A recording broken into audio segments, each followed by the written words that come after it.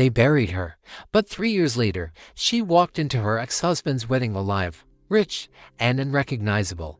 What happened next left everyone in that hall speechless. So grab your popcorn, sit back, and get ready for one of the most powerful stories you've ever heard. And if you're new here, don't forget to subscribe and hit the like button. Turn on the notification bell to support more inspiring stories like this one. Subscribe for more content. The morning sun danced through the golden curtains of Linda's room, painting soft patterns across her wedding gown.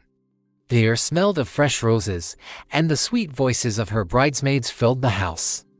Laughter echoed from the hall as everyone rushed to prepare for the biggest day of her life. Linda sat before her mirror, her hands trembling as she touched the diamond necklace David had given her. Her heart raced not out of fear, but joy. Today, she whispered to her reflection, I become Mrs. David Okafor. Her father, Mr. Okafor, walked in, dressed in a clean white agbada. He smiled proudly. My daughter, you look just like your mother on our wedding day. I am proud of you. Linda's eyes glistened. Thank you, Daddy. I wish Mama were here to see this. Everything seemed perfect. The choir was ready, the guests were arriving, and David had called earlier to say he couldn't wait to see his beautiful bride. Linda had no idea that the man she was about to marry was plotting something far darker than heartbreak. As she stood to test her heels, her younger sister Ella walked in, pretending to help but hiding her envy behind a fake smile. You look well, Ella said. David is a lucky man, Linda chuckled softly. We're both lucky. He's everything I prayed for. Outside, cars honked. The convoy had arrived to pick her up. Everything shimmered with promise, love, joy, and a lifetime of happiness ahead. Yet, as she stepped out of her father's mansion, a strange feeling settled in her chest, a whisper she couldn't understand. It wasn't nerves. It was something else. Something heavy. If only she had listened to that voice. If only she had known that behind David's charming smile was a secret that would turn her dream wedding into a nightmare she could never forget. The wedding ceremony went beautifully. The church was filled with laughter, cameras, and the scent of expensive perfume. Linda and David exchanged vows under the golden light of chandeliers, their smiles convincing everyone that love still existed in the world. Till death do us part, David said, sliding the ring onto her trembling finger. The congregation clapped joyfully. Linda's eyes sparkled, she believed every word. After the ceremony, the couple drove to their new home, the grand white mansion David had built for their future. Friends and family followed for the reception, where music roared and champagne flowed like water. Linda danced with joy, unaware that behind every smile David gave her hid a dark intention. Late into the evening, after the guests began to leave, Linda went upstairs to change into something more comfortable. The mansion was quiet now, except for the faint hum of a generator. As she reached the master bedroom, she heard voices, low, urgent whispers coming from David's private study. Curiosity tugged at her. She leaned closer, pressing her gently against the door. Are you sure she won't suspect anything? A woman's voice asked. It was Rita, David's ex-girlfriend. The one he swore was in the past. David chuckled coldly. She's too innocent, Rita. By the time she realizes, it'll be too late. Once her money is in my account, she's gone. Linda's breath caught in her throat. She froze, unable to move. Rita laughed softly. And her father? He's still trusting you blindly. That old man, David scoffed. He'll be gone soon too. Once I have control of the company, nobody will stop me. Linda's knees buckled. The world began to spin.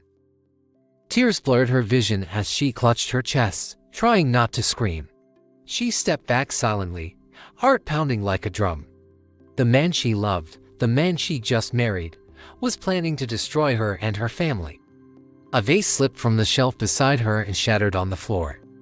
The door swung open instantly. David's eyes met hers, a cold, calculating, deadly. Linda, he said slowly, his smile fading. What exactly did you hear? The room went silent. Linda realized then, this wasn't just betrayal. It was the beginning of her death. For a moment, Linda couldn't breathe. David's eyes, once full of love, now glowed with something cold and dangerous. Rita stood behind him, frozen with guilt and fear. The air felt heavy. Like the walls themselves were listening. "David," Linda whispered. Stepping backward. "You were joking." "Right." David's lips curved into a sinister smile. "Come inside, my love. We need to talk." But Linda knew that tone. It wasn't love. It was a trap. Her heartbeat quickened. Every instinct screamed run. Without thinking, she turned and sprinted down the hallway, her wedding gown dragging behind her like a ghostly shadow. "Stop her," David barked, storming after her. Rita panicked, shouting, "David, don't do this here." Linda dashed down the stairs, her heels clattering against the marble floor. The lights flickered. The house that had once felt like home now felt like a cage. She could hear David's footsteps growing louder behind her. "Linda," he roared. "You can't hide from me." She stumbled into the living room, snatched her car keys from the table, and ran out into the night. The wind slapped her face as she jumped into her car, hands shaking so badly she almost dropped the keys. The engine roared to life, and she sped down the lonely road, tears streaming down her cheeks. "God, please," she cried. "Don't let him catch me." Behind her, headlights appeared in David's car. The chase had begun. He rammed his bumper into hers, shouting through the open window. "You think you can destroy me, Linda? After all I've done for you?" She swerved, trying to lose him. "David, please. Stop before someone gets hurt." But he laughed a loud, terrifying sound. "Someone will get hurt, my dear bride." "You." Linda pressed harder on the accelerator, heart pounding. She needed to reach her father. He would know what to do. She turned sharply onto the old gravel road leading to her family estate, her tires screeching in the dark. Suddenly a sharp turn, blinding lights, then crash. Her car veered off the road and slammed into a tree. Everything went black. David stopped his car, breathing hard, watching the flames flicker from her wrecked vehicle. He smirked and whispered, "Goodbye, my sweet Linda." Then he turned and drove away, leaving her to die. But fate had other plans. Hours later, as dawn painted the sky with pale orange light, a passerby stopped. He heard a faint cough from the wreckage, a whisper of life. Linda was still breathing. The smell of burnt metal filled the air as the stranger rushed toward the wreck. It was an elderly farmer returning from his night watch. He pulled open the crushed car door and gasped when he saw Linda's lifeless form covered in blood and glass. "Dear God," he whispered, checking her pulse. "They're faint, but they're a heartbeat." He quickly carried her out of the wreckage, wrapped her in his old coat, and laid her by the roadside before calling for help. Minutes later, a police patrol van arrived. The officers stared at the scene and shook their heads. "Looks like the bride didn't make it," one muttered. But when the farmer insisted she was still breathing, they rushed her to the nearest hospital. Meanwhile, back at the mansion, David sat on the balcony with a glass of whiskey, watching the sunrise. Rita stood beside him, nervous and restless. "You think she's really gone?" she asked. David smirked. "Of course. That crash was fatal. No one could survive that impact." He took a long sip. "Finally, I'm free. And soon, all her wealth, her father's company, the houses, the accounts will be mine." Rita shivered. Something about his calmness scared her. At the hospital, doctors worked tirelessly to keep Linda alive. Her pulse was weak, her breathing shallow, but the woman refused to die. The head doctor, Dr. Felix, noticed the diamond ring still on her finger and recognized her face from the news, the newly wedded Mrs. David Okafor. "Poor thing," he murmured. "The world thinks you're dead already." When Linda finally regained consciousness days later, she found herself in a hospital bed, her body wrapped in bandages. Pain shot through every inch of her, but her memory returned in fragments of the wedding, the betrayal, the crash, and David's voice saying goodbye, my sweet Linda. Tears rolled down her cheeks as the truth sank in. She turned to Dr. Felix weakly. Please, don't tell anyone I'm alive. Not yet, the doctor frowned. Why? Her voice was barely a whisper. Because if David finds out, he'll finish what he started. Dr. Felix stared at her for a long time, then nodded. All right, Mrs. Okoro, your secret is safe with me. Linda gripped his hand. Help me disappear. Let him believe I'm dead for now. And so, with a forged death certificate and a silent grave prepared, Linda Okoro, the bride who everyone thought had died, began to plan her resurrection. The hospital room smelled of disinfectant and fear. Linda sat upright, staring at the pale walls, her mind replaying the crash and David's voice again and again. Her hands trembled each time she remembered the way he said goodbye, my sweet Linda, as if she were nothing but a problem he had solved. Drive. Felix entered quietly, holding a brown envelope. His eyes were serious, but there was a flicker of compassion in them. It's done, he said softly. The report is official. You died from internal bleeding after the crash. The police have filed it, and your husband has already claimed your body. Linda's heart sank. He claimed my body, Felix nodded. He identified you using your jewelry. He even signed the release papers himself. A deep silence filled the room. Linda looked down at her bandaged hands. He really wanted me gone, she whispered. Felix sat beside her bed. You're lucky, Linda. You were seconds away from death when that farmer found you. Most people don't get second chances. She turned her face toward him, eyes burning with tears. Then I'll use this one well. I'll make them pay every single one of them, for the next few days, doctor. Felix helped her hide. He transferred her from the main ward to a private section of the hospital where no one could find her. Only a few trusted nurses knew she was alive. Her name was changed in the hospital records to Grace Utta, a patient recovering from a road accident. Meanwhile, in the city, news spread fast. Tragic accident. Newly-wedded bride dies in fiery crash. David appeared on television, pretending to cry during interviews. Linda was the love of my life, he told reporters, wiping fake tears. I can't believe she's gone. Linda watched the broadcast from her hospital bed, rage boiling inside her. His act was flawless, but she knew the truth behind that smile. One night, Dr. Felix entered with a file and whispered, they're preparing your funeral for tomorrow. What do you want me to do? She closed her eyes for a moment.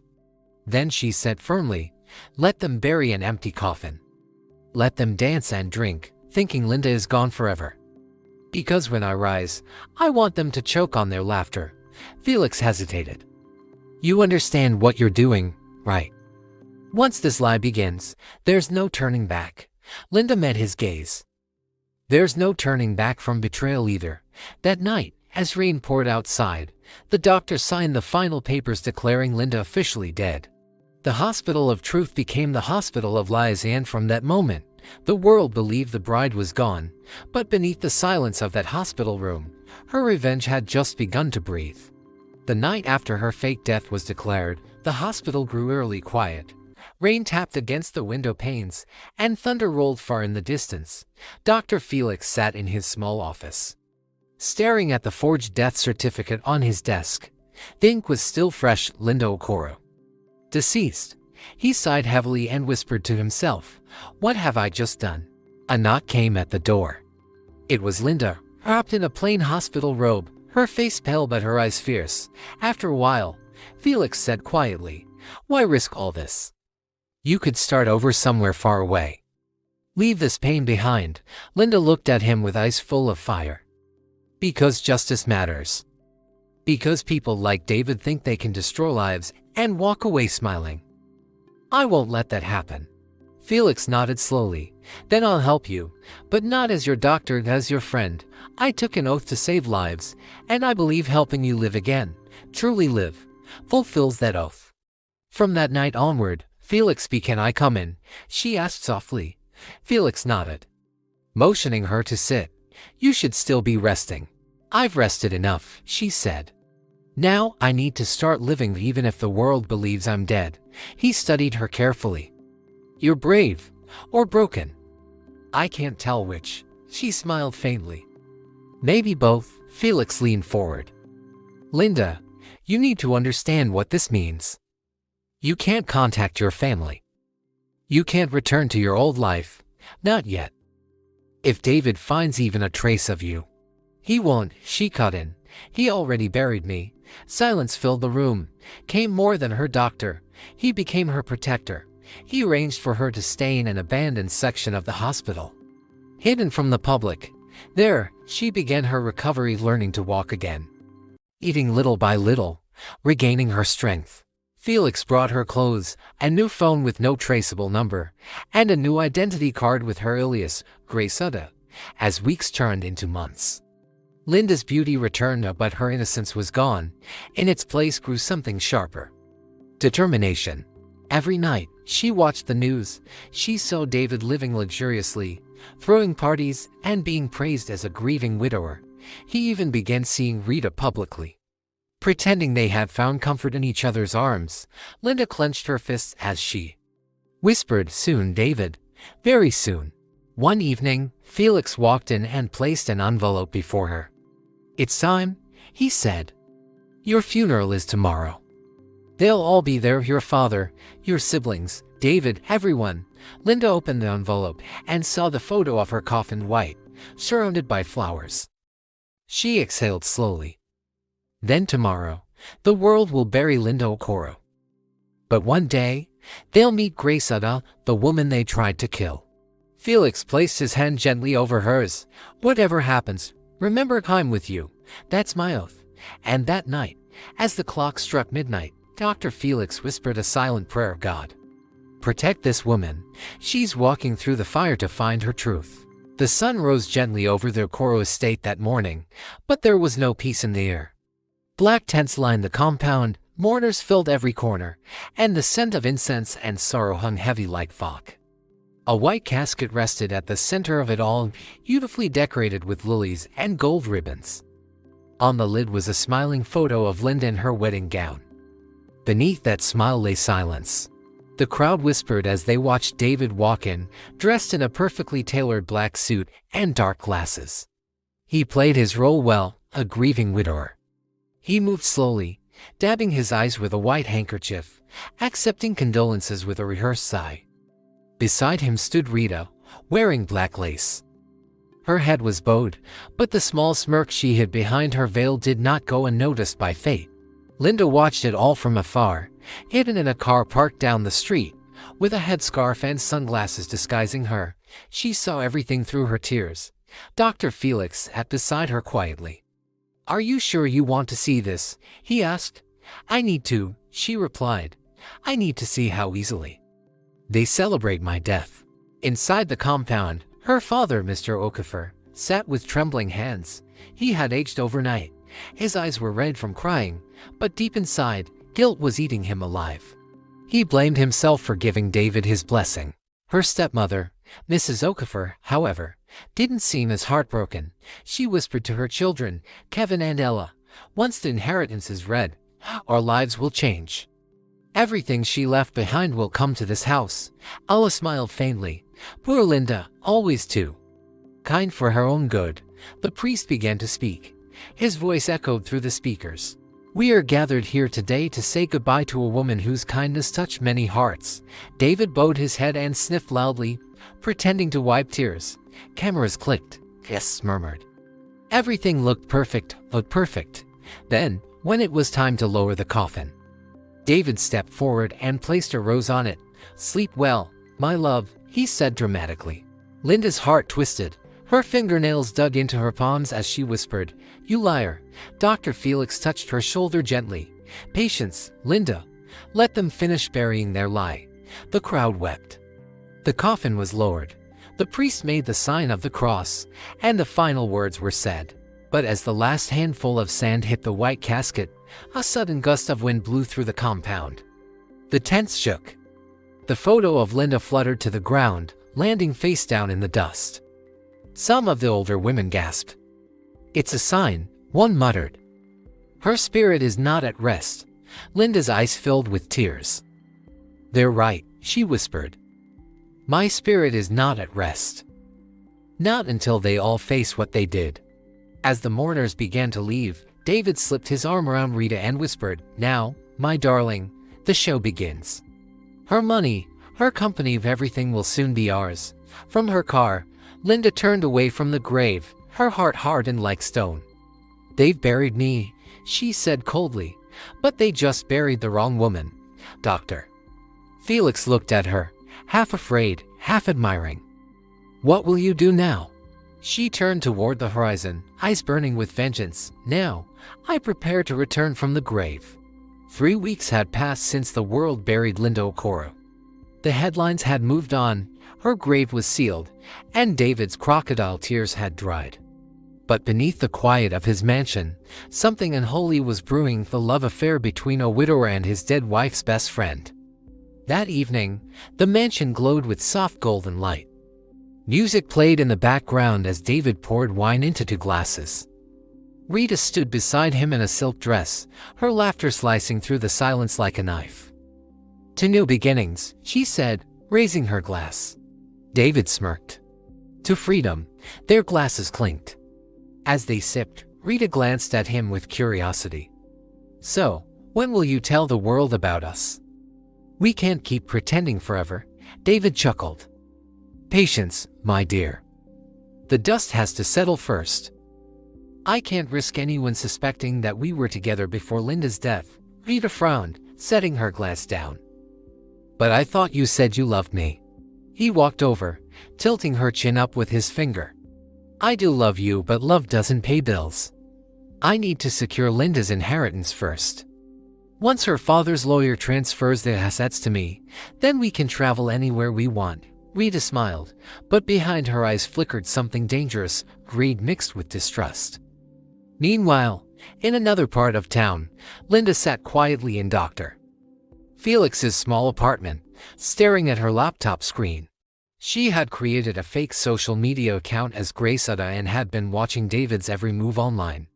Every post, every comment, every new picture of him and Rita together, she saw it all. Her heart burned as she whispered, You didn't even wait a month. Felix walked in carrying 2 cups of tea. You shouldn't do this to yourself, he said gently. Watching them will only deepen your pain. Linda shook her head. No, Felix. It strengthens me. Every smile they share is another reason to keep going.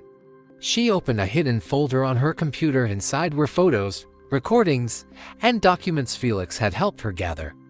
Evidence of David's business fraud, his secret accounts, and even the fake signatures he used to access her trust fund. Felix sat beside her. You're building a case, she nodded. Not just a case, a storm. One that will wipe away every lie they've told. Back at the mansion, David's phone rang. It was Kevin, Linda's greedy half-brother. David, Kevin whispered over the line, I've been thinking. Now that Linda's gone, we need to talk about her share in Dad's company. Maybe we can work together. David's lips curved into a wicked smile. Now, that's an interesting offer. When he hung up, Rita frowned. You trust him? David laughed coldly. Of course not. But greedy men are easy to control. He kissed her forehead and whispered, Together, we'll own everything. Linda's death made us kings, but little did they know the queen they buried was watching. And she was coming for them. That night, as thunder rolled in the distance, Linda closed her laptop and whispered into the dark, Let them enjoy their love. Soon, they'll both beg for the peace they stole from me. The rain had stopped, but the Okafor mansion still carried the chill of morning. A large portrait of Linda hung in the living room, her smiling face staring down at the very people who were betraying her memory. Kevin lounged on the sofa, counting figures on his phone. Ella sat across from him, scrolling through pictures of David and Rita attending charity events together. Look at them, Ella sneered. Barely a month since Linda's funeral, and they're already parading themselves everywhere. Kevin smirked. That's politics, dear sister. People forget fast when money speaks louder than morals. Ella leaned forward. And what about us? You think David will keep his promise once he gets the company? Kevin's eyes gleamed. He has no choice. I helped him cover the transfer papers father doesn't even know about. If he crosses me, I'll expose him. She laughed. You're playing a dangerous game, Kevin. He leaned back confidently. Danger is only for the poor. For us, it's business. And known to them, a small device hidden behind the family portrait blinked red. A recorder. Across town, in Dr. Felix's apartment, Linda listened through her laptop speakers. Her eyes narrowed as her siblings' voices echoed through the room. Felix watched her face carefully. So, it's true. They were part of it. Linda's voice trembled, not with sadness but fury. My own blood. My own family. Felix placed a comforting hand on her shoulder. You can still choose peace, Linda. She shook her head.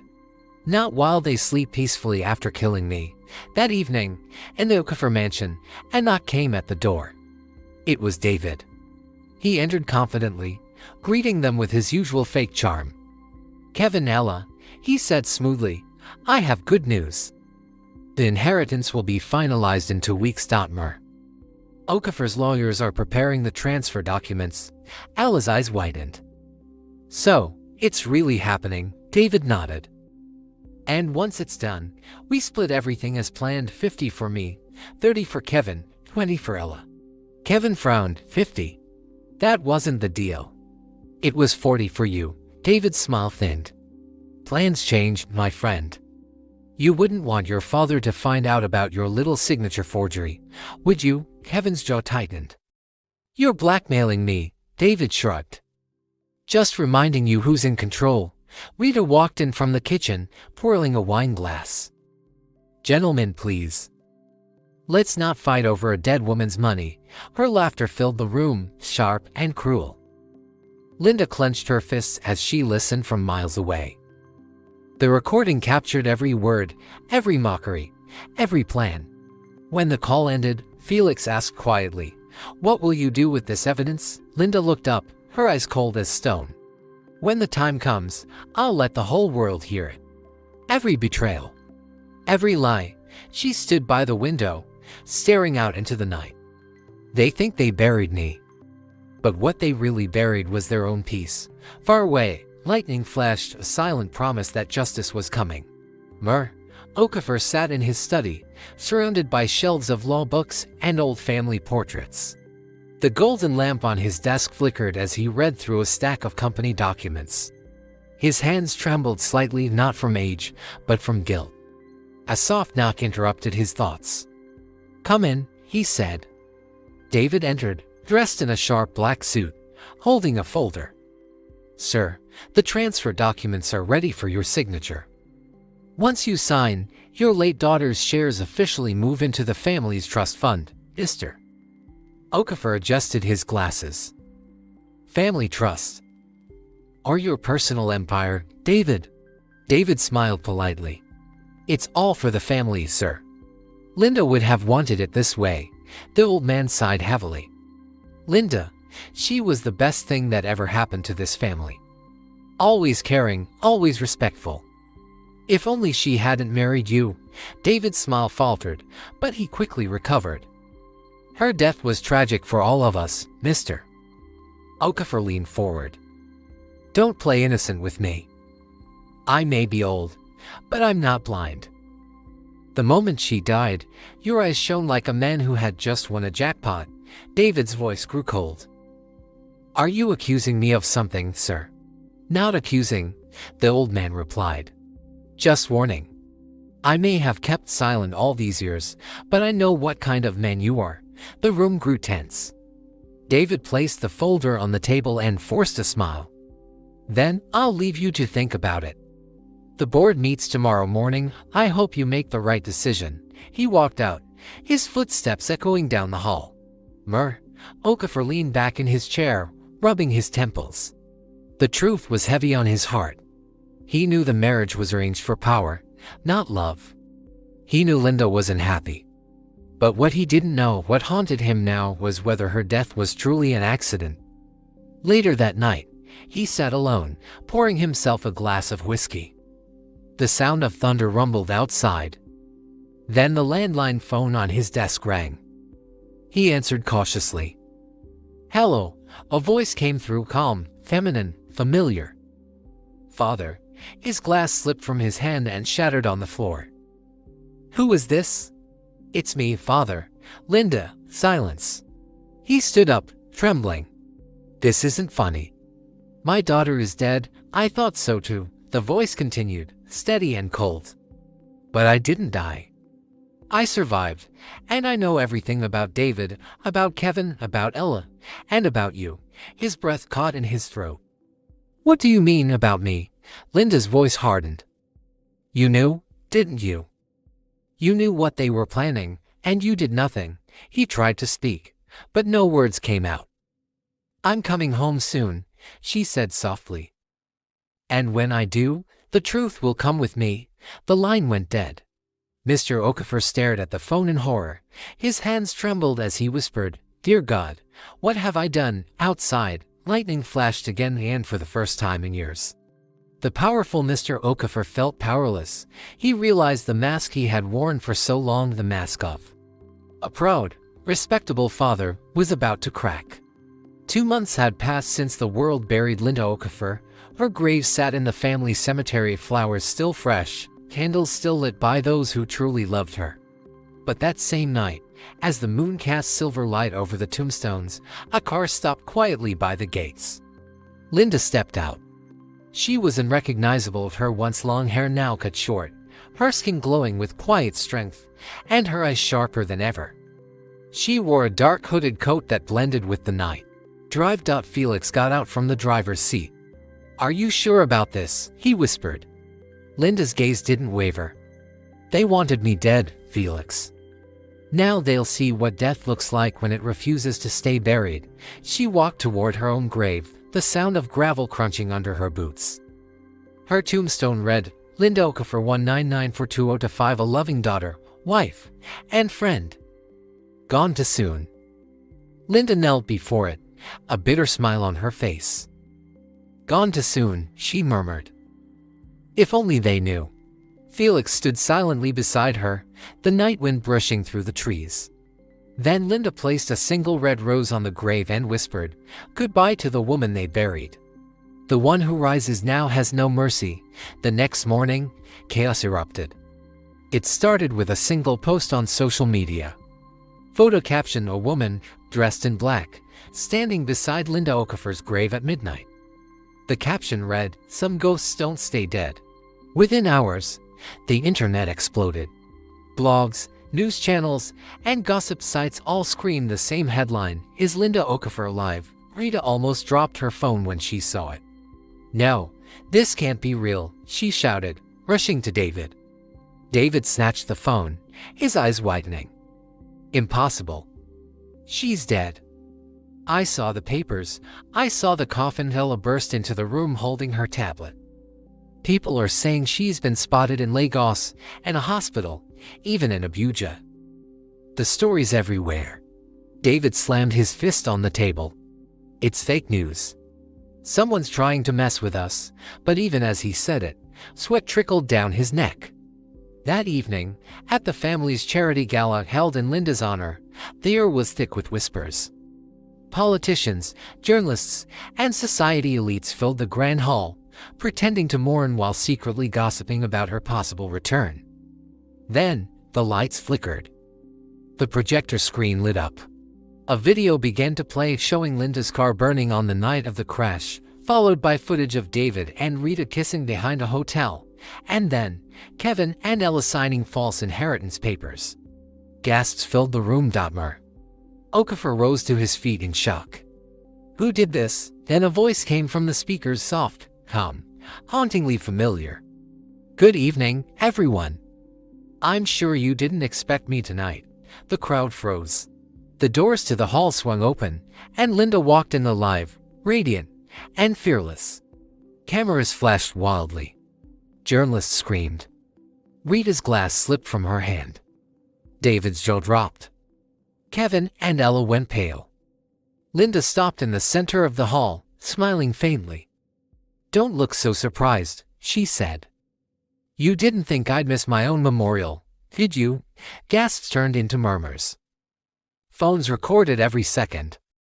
David stammered, "Linda, you're supposed to be dead." She looked him straight in the eye. "You should have made sure of that." The room fell into stunned silence.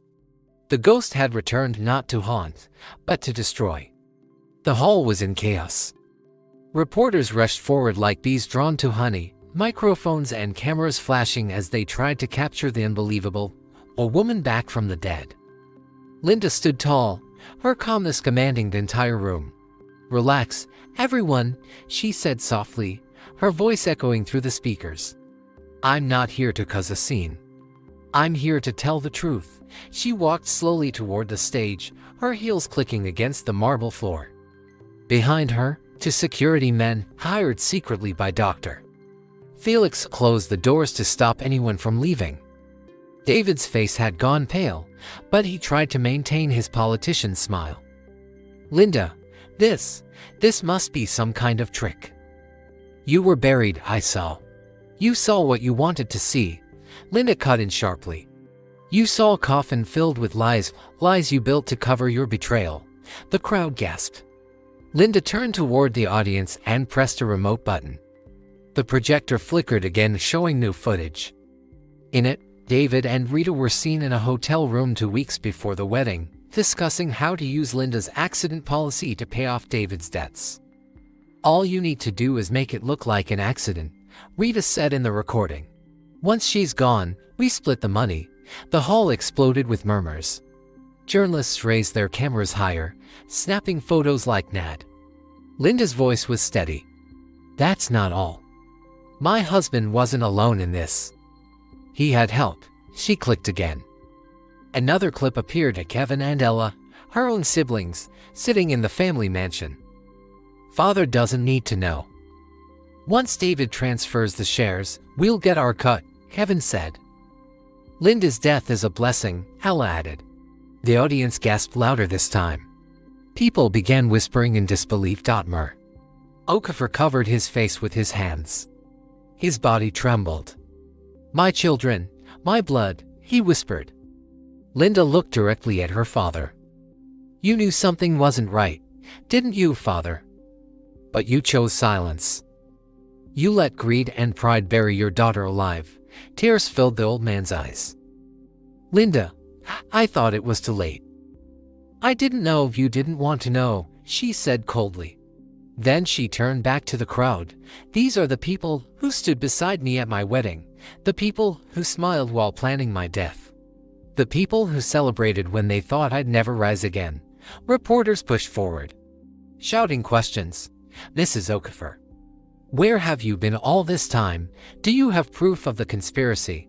What happens to them now?" Linda took a deep breath. "Every video, every document, every bank transfer, all of it has been sent to the police and the media. By tomorrow morning, the truth will be everywhere." David lunged toward her, his voice trembling with rage. "You can't do this to me. You think anyone will believe a ghost?" Linda smiled faintly. "Oh, they'll believe me. Because this ghost brought receipts." Security stepped forward, blocking David as police officers entered the hall called earlier by Dr. Felix, who had been waiting outside. An officer read out loud, "David Okafor, Rita Nwosu, Kevin Okafor, and Ella Okafor, who are under arrest for conspiracy to commit murder and financial fraud." The room erupted. Cameras flashed. David shouted as they cuffed his hands. Rita cried hysterically. Kevin tried to run but slipped. Ella screamed for her father, who could only watch in shame. Linda stood still amid the chaos, calm, collected, free. When the officers dragged them out, she turned to the crowd one last time. "The dead don't speak," she said softly. "But the truth always does." Then she walked off the stage, the sound of applause and flashing cameras following her like a victory song. Outside, the night was cool and quiet. She looked up at the stars, whispering to herself, "Justice isn't revenge. It's peace." Felix approached her gently. "It's over now." She smiled faintly, Not yet. The world knows the truth, but there's still one debt left to settle. Felix frowned. Whose? Her eyes darkened. My father's. The next morning, the headlines screamed across every newspaper and TV screen. Linda Okafor returns from the dead, husband and family arrested for murder plot. The world buzzed with disbelief. Everywhere Linda went, people stared in awe, some in admiration, some in fear. But while the nation rejoiced at her courage, Linda's heart was heavy. She had exposed her enemies, but there was one confrontation she couldn't avoid: her father. She arrived at the mansion that evening. The once lively home was silent now. No laughter, no servants, no warmth, only the echo of guilt hanging in the air. Okafor sat alone in the living room, a glass of brandy untouched on the table. His eyes were sunken, his hair gray and messy. When he saw her, he froze. The glass slipped from his hand and shattered. "Linda," he whispered, his voice cracking. "You're really here." She stood before him, arms crossed, her expression unreadable. "I told you I was coming home, father." He looked at her with trembling hands. "I saw the videos. I didn't know it would go this far." Linda's eyes narrowed. Didn't know or didn't care. He looked away, shame flickering across his face. "You don't understand, my child." The company was crumbling. David offered a solution. He said your marriage would save us. "I thought I was protecting our family." Linda's voice rose. "By selling me to a man who plotted my death." Tears welled in his eyes. "I was desperate. I didn't see his true face until it was too late. When you died, I wanted to die too." Linda stepped closer, her voice trembling with anger. "But you didn't. You stayed silent.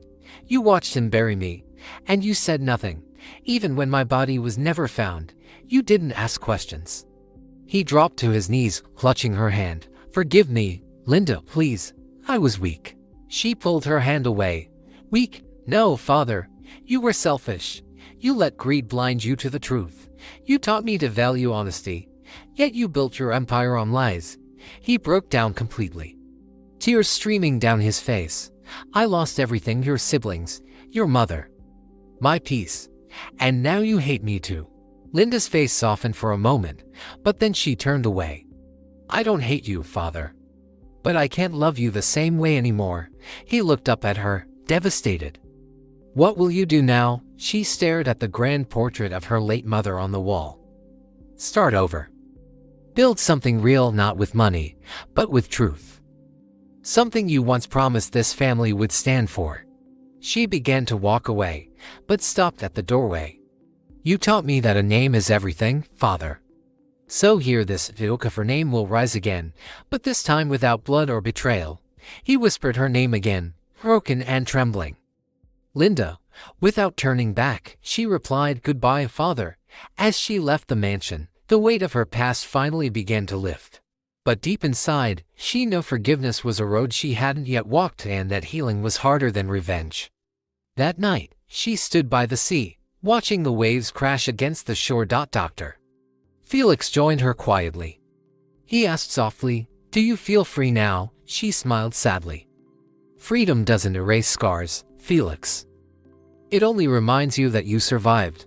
The moon reflected on the water like a silver mirror. Linda closed her eyes, whispering, "I may have lost everything, but I found myself." Months had passed since that unforgettable night. The city had not stopped talking about the resurrected bride, the woman who came back from the grave to expose her killers, while her enemies faced trial. Behind bars, Linda began the hardest journey of all, rebuilding her life from the ashes. Every morning, she woke up before sunrise, sat by her window, and wrote in a journal Dr. Felix had given her during her recovery. On the first page, she had written, "I am not what happened to me. I am what I choose to become." Those words became her compass. She sold her old mansion, donated the proceeds to women's shelters, and moved into a quiet coastal home. It wasn't grand, but it was peaceful, filled with light, ocean air, and freedom. Felix often visited, bringing medical supplies and updates about the trial. One morning, he arrived with a smile. The court found David and Rita guilty. They'll spend the next 25 years in prison. Linda nodded calmly. Justice was slow, but it came. Felix hesitated. And your siblings, her voice softened. They're still my blood, Felix. I'll let the law deal with them, but I won't let bitterness consume me. Felix smiled. That's strength, Linda, the kind most people never find. News channels continued to cover her story, but Linda refused interviews and public drama.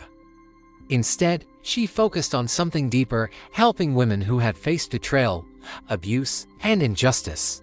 She founded a nonprofit organization called the Phoenix Foundation. Its mission, to support widows, single mothers, and women falsely accused or abandoned. Within 6 months, it became a national sensation. Donations poured in. Survivors shared stories inspired by her courage. During the foundation's first anniversary, Linda stood on stage, speaking to hundreds of women. Her voice was steady, full of warmth. I was buried alive by lies, she said. But the same soil that tried to suffocate me gave me roots. When people call you weak, let your scars speak for you. You are not broken, you are reborn. The crowd rose in thunderous applause. Cameras flashed again, not to expose her pain this time, but to celebrate her strength. Later that evening, after the event, Linda stood alone by the balcony overlooking the ocean. The air smelled of rain. A soft knock came at her door. It was her father. He looked older, thinner, but his eyes were filled with quiet pride. You've built something beautiful, my child. Linda turned to face him. For the first time in years, her expression softened. And I did it without hurting anyone, father. He nodded slowly. You've done what I never could, turn pain into purpose. They stood in silence for a while. Then he whispered, I don't expect forgiveness, but I want you to know, your mother would be proud. Linda blinked back tears. Then maybe that's enough for now. They embraced a fragile, trembling hug, but it was the beginning of healing. Months later, a popular magazine ran a cover story titled, Linda Okafor, the woman who rose from the grave and changed lives. When asked for a quote, Linda simply said, they buried a wife, but they didn't know they planted a warrior. As the sun set that evening, Linda walked along the beach barefoot. Waves washing over her feet, the wind carried whispers of the past. But she no longer feared them. Dr. Felix joined her quietly. So, what's next for the woman who conquered death? Linda smiled, her eyes fixed on the horizon. I'm not done yet. The world tried to write my ending, but I've picked up the pen. From now on, I write my own story. The sky blazed orange and gold like fire reborn into light. Linda Okafor had not just survived. She had risen. 10 years later, the world still remembered her name, Linda Okafor, the woman who rose from the grave and turned her pain into power. Her face appeared not on gossip tabloids anymore, but in textbooks, documentaries, and murals across the country. She had become more than a survivor, she was a symbol. The Phoenix Foundation had grown into an international organization, reaching across Africa and beyond. It built schools, shelters, and legal aid centers for women who had been silenced by abuse, corruption, or betrayal. Every year, thousands gathered at the Linda Okafor Women's Empowerment Summit, held in the same hall where her enemies once tried to bury her legacy. At the center of the hall stood a bronze statue, a woman rising from flames with wings of gold. At the base were engraved the words Linda once said, they buried a wife, but they planted a warrior. One quiet afternoon, Linda sat in her seaside garden, her hair streaked with gray but her spirit still fierce. Felix, now retired but still her closest friend, joined her with a smile. Do you ever think about them? He asked softly. Linda nodded. Sometimes. Not with anger, though. I've learned that forgiveness isn't for the guilty, it's for the free. Felix smiled. You always had a poet's heart. She chuckled. No, Felix, I just learned that pain is a teacher, and I was its best student. A young woman approached then, holding a folder. She was one of Linda's mentees, a law graduate the foundation had sponsored. No, I just wanted to thank you, she said with tears in her eyes. If it wasn't for the Phoenix Foundation, I'd still be on the streets. You gave me a reason to dream again.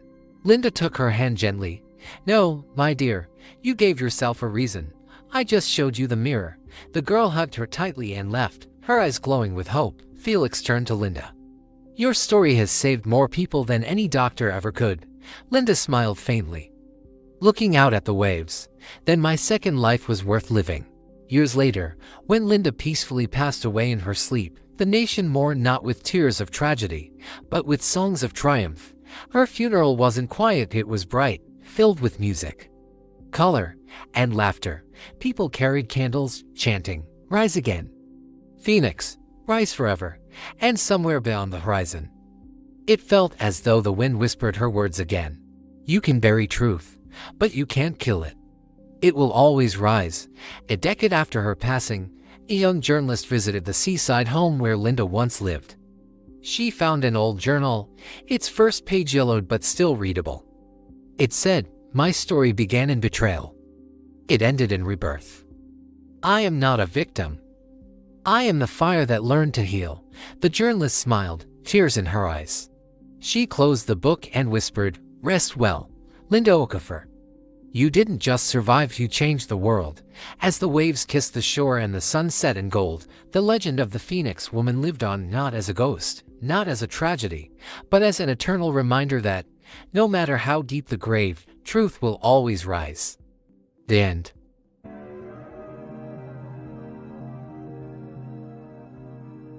Subscribe for more content.